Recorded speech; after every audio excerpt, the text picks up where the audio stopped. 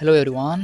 ಇವತ್ತಿನ ವಿಷಯ ಏನಂದರೆ, ತಮಿಳುನಾಡಿನ ರಾಜಕೀಯದಲ್ಲಿ ಅಸ್ತವ್ಯಸ್ತತೆ ಕಂಡುಬರುತ್ತಿದೆ. ಫಸ್ಟ್ ಆಫ್ ಆಲ್ ಏನಂದರೆ, ವಿಜಯ್ ಅವರಿಗೆ ರಾಜಕೀಯದ ಅನುಭವ ತುಂಬ ಕಡಿಮೆ. ಸಾಲದಕ್ಕೆ ಅವರು ಯಾರ ವಿರುದ್ಧ ಆರೋಪ ಮಾಡಿದ್ರೋ ಇವತ್ತು ಅವ್ರ ಜೊತೆಗೇ ಮೈತ್ರಿ ಮಾಡಿಕೊಂಡಿರೋದು ತುಂಬ ಜನರಿಗೆ ಒಂದು ಸಹಿಸೋಕ್ಕಾಗ್ತಾಯಿಲ್ಲ. ಜೊತೆಗೆ ಇತ್ತೀಚೆಗೆ ಕಾಂಗ್ರೆಸ್ನ ಪ್ರಮುಖ ವ್ಯಕ್ತಿಯಾದಂತಹ ರಾಜೀವ್ ಗಾಂಧಿಯವರ ಹತ್ಯೆಗೆ ಕಾರಣವಾಗಿರುವಂಥ ವ್ಯಕ್ತಿಗೆ ಗೌರವ ಸೂಚಿಸಿರುವುದು ರಾಹುಲ್ ಗಾಂಧಿಯವರಿಗೆ ಮುಜುಗರ ತರುವ ವಿಷಯನ ಜೋಸೆಫ್ ವಿಜಯ್ ಅವರು ಮಾಡಿದ್ದಾರೆ. ಸಾಲದಕ್ಕೆ ಇತ್ತೀಚೆಗೆ ಒಂದು ಸ್ಟೇಟ್ಮೆಂಟನ್ನು ಕೊಟ್ಟಿದ್ದಾರೆ.